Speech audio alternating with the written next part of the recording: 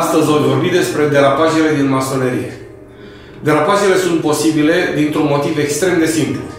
Necunoașterea principiilor de funcționare a masoneriei. Necunoașterea modului de relaționare între diversele structuri masonice de pe un teritoriu geografic. Derapajele sunt făcute de niște indivizi care, deși aparțin masoneriei, au încetat să se comporte ca masoni, crezând că sunt niște lideri absoluți, niște tătuci. În masonerie nu există tătuci. Toți care ați intrat în masonerie ar fi trebuit să o faceți pentru a vă perfecționa, pentru a servi și nu pentru a fi serviți. Pentru a înțelege că fiecare dintre voi care tolerați derapajele sunteți parte la distrugerea masoneriei, trebuie să înțelegeți, să cunoașteți principiile de funcționare ale structurilor masonice. Vi le voi prezenta pe scurt. Structura fundamentală, din punct de vedere masonic, în orice țară, se numește Marea Lojă. Marea Lojă poate fi creată de minimum 3 loji și consacrată de 3 mari loji de pe glob. Marea Lojă administrează exclusiv gradele 1, 2, 3. Asta înseamnă ucenic, calfă și maestru. O mare lojă este condusă de un mare consiliu care are un lider care se numește Mare Maestru. Acest Mare Maestru nu este un tătuc al Marii Loji. Cu atât mai puțin nu este un tătuc al masoneriei din țara respectivă. El este doar un primus inter pares. Asta înseamnă primul între egali. Care egali? Membrii Marelui Consiliu. Membrii Marelui Consiliu sunt aleși dintre maestrii venerabili în scaun sau din trecut, din jurisdicția respectivă. Pe acel teritoriu geografic pot funcționa și riturile de perfecționare, așa numitele appendant bodies sau concordant bodies. Fiecare rit de perfecționare este creat în țara respectivă exclusiv de structuri omologe de pe glob. Un rit de perfecționare nu poate fi creat la bunul plac al unei mari loji sau a unui mare maestru care este nemulțumit de ceea ce se întâmplă mai departe de Marea Lojă. Pentru că jurisdicția lui se oprește la gradele 1, 2, 3. Fiecare rit de perfecționare este condus de un corp de conducere și are un lider. Acești lideri nu sunt tătuci în structurile pe care ei le conduc. Nu sunt decât primus inter pares, după modelul Marelui Maestru, și anume primul între egali. Care egali?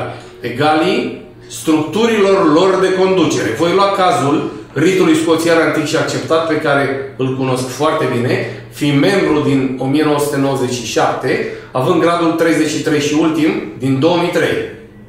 Ritul scoțian antic și acceptat este condus de un Suprem Consiliu. Supremul Consiliu are un lider ce se numește Suveran Mare Comandor. El nu este tătucul ritului, nici tătucul masoneriei. El este primus inter pares, primul între egalii membrii Supremului Consiliu, de grad 33 și ultim. Ritul scoțian administrează exclusiv grade de la 4 la 33. Din punct de vedere aritmetic, 4 este mai mare decât 3. Din punct de vedere masonic, gradul 4 nu este mai mare decât gradul al 3-lea. Vorbim de două structuri diferite din punct de vedere masonic. Faptul că toate riturile de perfecționare au pepiniera, își iau membership-ul din cadrul unei mari loji, nu dă dreptul Marii Loji să considere că are un ascendent asupra niciunea dintre rituri. Am spus că jurisdicția Marii Loji se oprește la gradul al 3-lea. Nu este permis unei mari loji să dirigeze, să controleze maestrii către ce rituri de perfecționare să se îndrepte.